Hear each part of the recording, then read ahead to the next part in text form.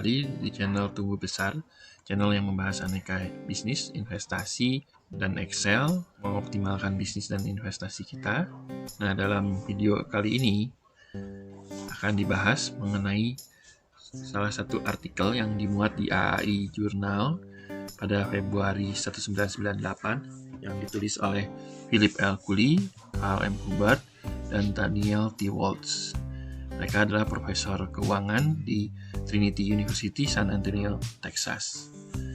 Judul artikelnya adalah Retirement Saving, Choosing a Withdrawal Rate that is Sustainable. Mengapa artikel ini kami bahas? Karena artikel ini salah satu yang mendasari munculnya 4% Rule, yang dikenal juga dengan Trinity Study. Untuk simulasi perhitungan menggunakan 4% Rule, kami bahas di video terpisah. Di video ini akan membahas tentang artikelnya itu sendiri yang berjudul Retirement Saving, Choosing a Withdrawal Rate that is Sustainable. Yang menjadi inti dari artikel ini adalah berapa tingkat penarikan tahunan yang masuk akal pada saat kita menggantungkan hidup dari investasi atau tabungan kita di masa pensiun. Ya kan, investor yang merencanakan untuk pensiun pada akhirnya dihadapi pada pertanyaan berapa banyak uang yang mereka harus ambil setiap tahunnya dari portfolio investasi mereka. Dilemanya adalah jika mereka menarik terlalu banyak, maka akan bisa kehabisan dana sebelum waktunya. Tapi jika mereka mengambil terlalu kecil, maka standar hidup mereka akan menjadi rendah, tidak seperti biasanya. Berbagai pihak seperti financial planner, analis, konselor memiliki berbagai pendapat yang berbeda-beda. Biasanya mereka menyarankan untuk berinvestasi terutama di saham yang menghasilkan antara 3-7% sehingga bisa meningkatkan pokok investasi mereka. Biasanya investor yang menghindari risiko akan cenderung untuk mencari yang lebih aman sehingga mencari tingkat penghasilan yang lebih rendah. Makin besar ketergantungan dari pensiunan tersebut terhadap portfolio, maka biasanya akan semakin menghindari risiko. Sebagai tambahan, beberapa pensiunan mungkin ingin memberikan warisan kepada pewaris mereka sehingga cenderung untuk memilih yang rendah withdrawal rate-nya. Agresif investor tanpa pewaris mungkin merencanakan rencana keuangan mereka berdasarkan tingkat pengambilan yang lebih tinggi. Karena berbagai tujuan keadaan dari masing-masing individu yang berbeda, maka tidak ada withdrawal rate atau tingkat pengambilan yang bisa tepat untuk setiap investor. Nah, lalu apa yang bisa dilakukan untuk membantu investor dalam merencanakan tingkat pengambilan yang tepat? Yang ditekankan di sini adalah kata perencanaan, karena adanya ketidakpastian yang besar di dalam pasar saham maupun obligasi. Koreksi di tengah-tengah perjalanan mungkin diperlukan. Dengan koreksi ini, maka kita bisa menyesuaikan jumlah uang yang diambil, baik ditingkatkan atau maupun diturunkan. Jadi yang harus diingat di sini, pemilihan tingkat penarikan atau withdrawal rate itu bukan berdasarkan kontrak perjanjian yang sudah kita buat dari awal, tapi lebih ke perencanaan. Intinya agar mencukupi dana pensiun kita sampai kita meninggal. Jadi pertanyaannya di sini adalah berapa tingkat penarikan dana yang masuk akal setiap tahunnya dari portfolio kita untuk tujuan dan perencanaan pendapatan saat pensiun. Atau dengan kata lain, tingkat penarikan yang bisa bertahan selama jangka waktu tertentu. Salah satu pendekatan terkait tingkat pengambilan bisa didasarkan pada analisa present value dan tingkat pengembalian rata-rata di masa lalu. Sebagai contoh, portfolio menghasilkan 3,7% per tahun imbal hasilnya, maka pengambilan dana sekitar 6% per tahun akan bisa dilakukan selama 26 tahun sebelum akhirnya portfolio kita habis. Pendekatan ini memberikan pandangan yang berguna, tapi ini mengabaikan variasi tingkat pengembalian yang kadang dalam jangka pendek itu bisa berbeda. Jadi, jika ada variasi dalam jangka pendek bisa mengakibatkan pengaruhnya terhadap jangka panjang. Jadi dalam jangka panjang mungkin tujuan kita menjadi tidak tercapai karena adanya variasi, misalnya penurunan bunga dalam jangka pendek. Salah satu pendekatan alternatifnya bisa dengan menggunakan pengalaman berdasarkan data historikal dari tahun ke tahun. Tingkat penarikan yang dianggap bisa digunakan adalah di mana saat kita menarik tidak menghabiskan portfolio kita, walaupun sudah ditarik rutin setiap tahun selama periode waktu tertentu. Portfolio success rate atau tingkat keberhasilan portfolio adalah konsep yang berguna untuk mengidentifikasi tingkat penarikan yang dapat digunakan. Rate ini diukur oleh persentase dari semua periode pembayaran masa lalu yang didukung oleh portfolio walaupun sudah dilakukan penarikan rutin setiap tahunnya. Diasumsikan bahwa tingkat penarikan yang berhasil di masa lalu dalam jangka panjang kemungkinan akan berhasil juga di masa mendatang. Para profesor keuangan dari Trinity University ini mengukur dampak dari tingkat penarikan portfolio menggunakan pendekatan-pendekatan berikut. Tingkat penarikan tahunan berkisar antara 3-12%. Periode pembayaran rutin dilakukan selama 15, 20, 25, dan 30 tahun. Ini konsisten dengan tingkat harapan hidup dari kebanyakan pensiunan. Nah, alokasi portfolionya yang diteliti adalah 100% saham, lalu ada yang alokasinya 75% saham dan 25% obligasi, lalu ada yang 50% saham dan 50% obligasi, lalu ada yang 25% saham dan 75% obligasi dan 100% obligasi. Penelitian ini tidak menghitung biaya transaksi ataupun pajak. Data historis imbal hasil tahunan digunakan untuk menghitung nilai portfolio akhir setelah penarikan rutin tahunan. Penarikan rutin tahunan didasarkan pada tingkat pengambilan di tahun pertama yang merupakan persentase dari nilai awal portfolio. Portfolio success rate merupakan respon atas masalah yang dihadapi investor yang kehabisan uang selama masa pensiun mereka. Jadi jika investor bisa memiliki portfolio yang bertahan selama masa pensiun investor tersebut, maka bisa dikatakan bahwa itu merupakan kesuksesan. Di sini kita lihat di tabel 1, ini menggambarkan tingkat kesuksesan dari 200 portfolio berdasarkan kombinasi yang berbeda dari 10 tingkat penarikan, 5 alokasi portfolio, dan 4 payout periods, semua berdasarkan tingkat pengembalian tahunan saham dan obligasi dari tahun 1926 sampai 1995. Kita lihat di sini untuk 100% stok dengan jangka waktu 15, 20, 25, dan 30 tahun. Lalu di kakak kanannya itu tingkat pengambilan 3%, 4%, 5%, 6%, dan seterusnya sampai 12%.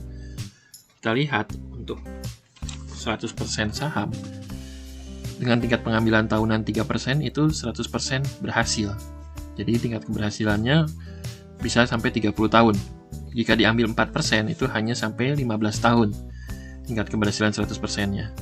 Dan di atas itu tidak ada yang mencapai 100%. Nah, kita lihat untuk yang 75% saham dan 25% bond, 15 tahun, itu tingkat keberhasilannya itu jika kita ambil 3%, 4%, 5%, sampai 6% itu masih bisa 100% tingkat keberhasilannya. Tapi jika kita ambil di atas 6%, maka tingkat keberhasilannya di bawah 100%. Jangka waktu 20 tahun, tingkat keberhasilan 100% itu dicapai untuk tingkat pengambilan sampai 5%. Untuk jangka waktu 25 tahun dan 30 tahun, tingkat keberhasilan 100% diraih untuk tingkat pengambilan tahunan 4% ke bawah. Komposisi portfolio 50% saham dan 50% obligasi. Untuk jangka waktu 15 tahun, tingkat keberhasilan 100% itu diraih untuk tingkat pengambilan 7% ke bawah. Lalu untuk periode 20 tahun, tingkat keberhasilan 100% itu diraih tingkat pengambilan 6% ke bawah. Untuk jangka waktu 25 dan 30 tahun, tingkat keberhasilan 100% itu diraih untuk tingkat pengambilan rata-rata tahunan 5% ke bawah. Untuk komposisi portfolio 25% saham dan 75% obligasi, untuk 15 tahun itu tingkat keberhasilan 100% itu dicapai pada tingkat pengambilan 8% atau kurang. Lalu untuk masa waktu 20 tahun itu tingkat keberhasilan 100%-nya pada tingkat pengambilan 7% atau kurang. Dan untuk masa waktu 25 atau 30 tahun itu tingkat keberhasilan 100%-nya pada tingkat pengambilan 6% atau kurang. Sedangkan untuk 100% obligasi full, itu keberhasilan 100% di masa 15 tahun itu di 7% ke bawah. Lalu untuk 20 tahun itu tingkat pengambilannya yang berhasil 100% itu di 5% atau lebih rendah. Lalu di 25 dan 30 tahun itu tingkat keberhasilan 100%-nya di 4% atau lebih rendah. Nah, jika kita lihat pola historikal ini, bisa kita bilang yang optimal itu pada saat kita menempatkan di 25% saham dan 75% obligasi. Tapi tentunya ini historical data, bukan berarti di masa mendatang akan seperti ini juga. Nah, di tabel 2 ini memperlihatkan tingkat kesuksesan portfolio berdasarkan metodologi yang digunakan di tabel 1, tapi dengan periode analisa yang lebih pendek, yaitu dari tahun 1946 sampai 1995, periode setelah terjadinya Perang Dunia Kedua. Nah, kita lihat untuk komposisi 100% saham di 15 tahun, tingkat keberhasilan pengambilan 100% itu bisa dicapai dengan tingkat pengambilan 8% atau kurang. Lalu di 20 tahun itu tingkat pengambilan 7% ke bawah, itu mencapai 100% keberhasilannya. Lalu untuk 25 dan 30 tahun, tingkat keberhasilan 100%-nya itu sama di 7% ke bawah. Lalu untuk komposisi 75% saham dan 25% obligasi, tingkat keberhasilan 100% untuk 15 tahun itu dicapai di angka 9% atau kurang. Lalu di 20, 25 dan 30 tahun itu sama. Untuk tingkat pengambilan 7% ke bawah, itu tingkat keberhasilannya mencapai 100%. Si pengambilan 50% saham dan 50% obligasi itu untuk jangka waktu 15 tahun di tingkat pengambilan 8% per tahun itu mencapai tingkat keberhasilan 100%. Sedangkan untuk periode 20, 25 dan 30 tahun itu tingkat keberhasilan 100% dicapai di angka 7% atau kurang.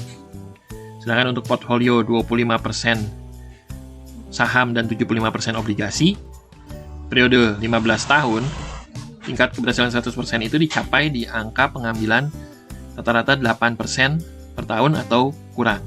20 tahun itu tingkat pengambilan rata-rata 7% atau kurang. Sedangkan di 25 dan 30 tahun itu tingkat keberhasilan 100%-nya itu di tingkat pengambilan rata-rata 6% atau kurang. Sedangkan jika 100% obligasi portfolionya, maka periode 15 tahun itu tingkat keberhasilannya 100% diraih di angka pengambilan rata-rata 7% atau kurang per tahunnya. Lalu untuk 20 tahun itu di 5% atau kurang, dan di periode 25 dan 30 tahun itu dengan tingkat pengambilan 4% atau kurang. Nah, kita lihat di periode setelah Perang Dunia Kedua ini, return maksimal itu kita peroleh jika lebih besar sahamnya, yaitu yang 75% saham dan 25% obligasi. Yang paling kecil jika kita masukkan semua di obligasi. Tingkat pengembalian saham setelah Perang Dunia Kedua jauh lebih meningkat daripada sebelum Perang Dunia Kedua. Apakah tingkat keberhasilan portfolio yang lebih relevan itu yang periode 50 tahun atau periode 70 tahun, itu sebenarnya bisa diperdebatkan. Jadi apakah tabel 1 atau tabel 2 yang lebih mewakili di masa mendatang itu tidak diketahui. Tapi kedua tabel tersebut menyediakan pandangan terkait pengalaman di masa lalu dan mungkin juga bisa menggambarkan pengalaman di masa depan. Salah satu risiko yang dihadapi adalah inflasi. Sebagai contoh, investor yang merencanakan untuk mengambil $70.000 per tahun mungkin akan mengalami penurunan dalam daya beli mereka. Jika tingkat inflasinya 3% per tahun, maka daya beli dari $70.000 tersebut akan turun setengahnya di akhir tahun ke-25. Salah satu cara untuk memperhitungkan dampak dari inflasi ini adalah dengan mengadopsi tingkat pengambilan rata-rata yang lebih rendah daripada tingkat imbal hasil dari portfolio kita, sehingga memungkinkan untuk nilai portfolio kita itu bertambah setiap tahunnya. Jika tingkat pengambilan ini diaplikasikan ke tingkat portfolio yang terus bertambah, maka nilai yang bisa kita tarik setiap tahunnya akan meningkat. Formula untuk menentukan hal ini mengasumsikan bahwa kita mendapatkan tingkat pengembalian yang konstan. Tapi pada kenyataannya, tentu tingkat pendapatan dari saham dan obligasi bisa berbeda-beda setiap tahunnya. Jadi walaupun mungkin formula ini berguna secara rata-rata, tapi mungkin bisa juga menghasilkan hasil yang menyesatkan dalam banyak kasus. Nah, pengertian yang lebih mendalam terhadap tingkat pengembalian yang bisa menghadapi inflasi bisa dilakukan dengan menganalisa tingkat pengembalian di masa lalu dan tingkat inflasi. Untuk mengatasi efek dari inflasi, tingkat pengambilan setiap tahunnya harus ditingkatkan mengikuti tingkat inflasi di tahun tersebut. Demikian juga untuk mengatasi efek dari deflasi, tingkat pengambilan uang di tahun tersebut harus turun mengikuti tingkat deflasi dari tahun tersebut. Jadi, nilai portfolio itu berubah dari tahun ke tahun berdasarkan tingkat pengembalian pasar. Tingkat pengambilan rata-rata setiap tahun berbeda-beda mengikuti tingkat inflasi atau deflasinya, sehingga mempertahankan daya beli dalam jangka waktu tertentu. Nah, di tabel ketiga ini menggambarkan tingkat sukses rate portfolio berdasarkan metodologi yang digunakan di tabel 1 dengan tambahan pengambilan yang disesuaikan dengan inflasi dan deflasi. Kita lihat di sini, untuk portfolio 100% di saham, jangka waktu 15 tahun, itu tingkat keberhasilan 100% itu diraih di tingkat pengambilan 5% per tahun rata-ratanya. Sedangkan untuk jangka waktu 20 dan 25 tahun, itu tingkat keberhasilan 100%-nya di 4% atau kurang. Dan untuk masa waktu 30 tahun, tingkat keberhasilan 100% itu diraih di angka pengambilan rata-rata 3% per tahun atau kurang. Sedangkan untuk posisi 75% saham dan 25% obligasi, untuk jangka waktu 15 tahun, tingkat keberhasilan 100% diraih di angka pengambilan rata-rata 5% atau kurang.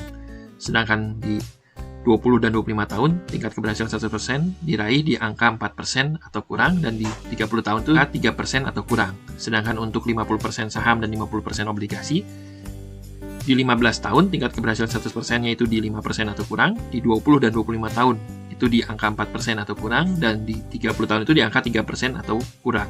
Sedangkan untuk 25% saham dan 75% obligasi, tingkat keberhasilan 100% itu diraih di angka 5% atau kurang untuk 15 tahun, dan untuk 20 tahun itu di angka 4% atau kurang, dan di 25 atau 30 tahun itu di angka 3% atau kurang.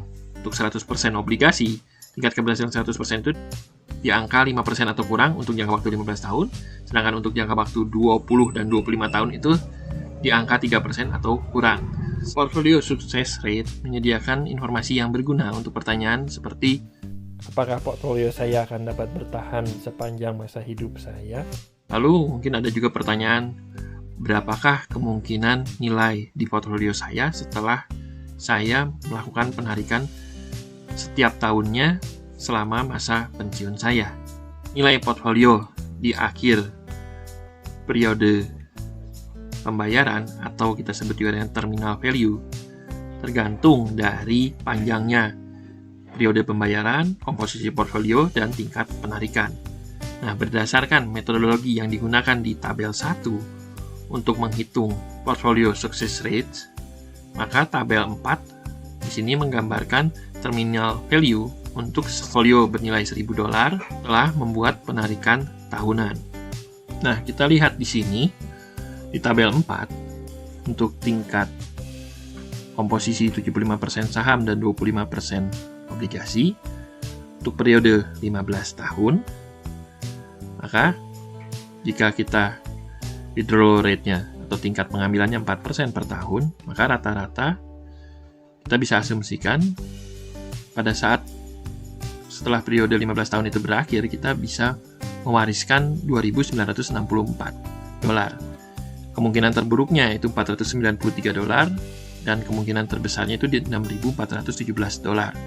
Nah, untuk tingkat portfolio 50% saham dan 50% obligasi, misalnya untuk jangka waktu 20 tahun, di withdrawal rate 7%, maka rata-ratanya kita bisa mewariskan 1.443. Masih ada sisa 1.443. Tapi kemungkinan terburuknya itu 0, tidak ada sisa, dan kemungkinan terbesarnya di $5.282.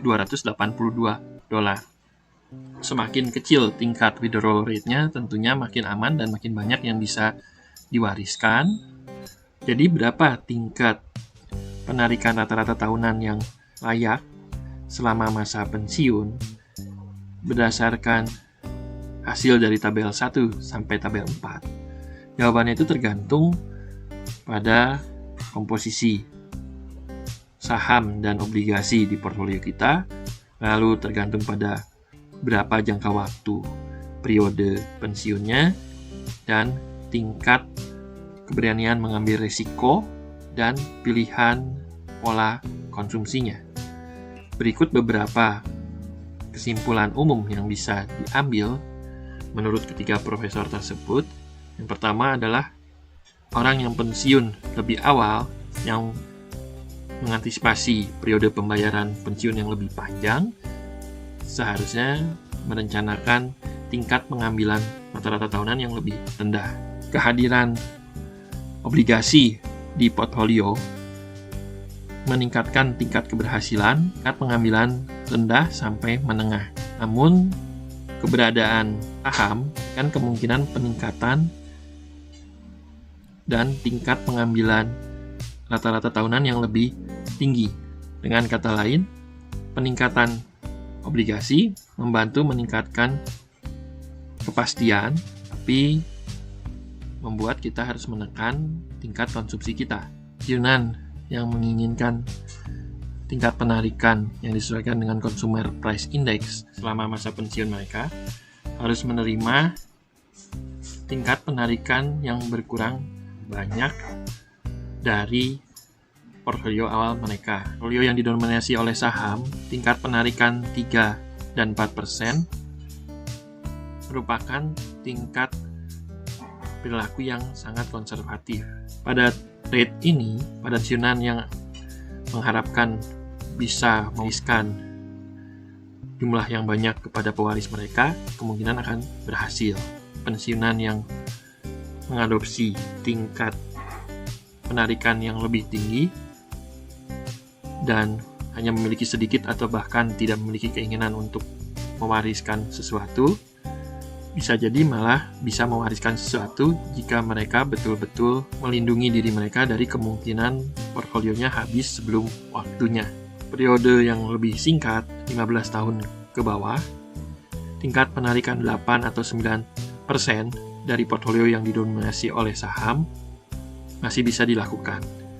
Namun, karena tingkat harapan hidup dari kebanyakan orang yang pensiun melebihi 15 tahun, penarikan di tingkat 8 dan 9% itu menunjukkan perilaku yang agresif.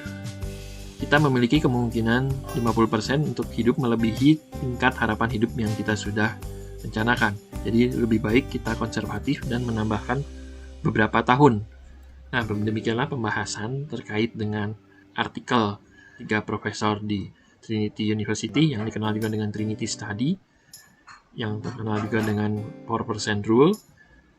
Nah, ini adalah berdasarkan pembahasan artikelnya.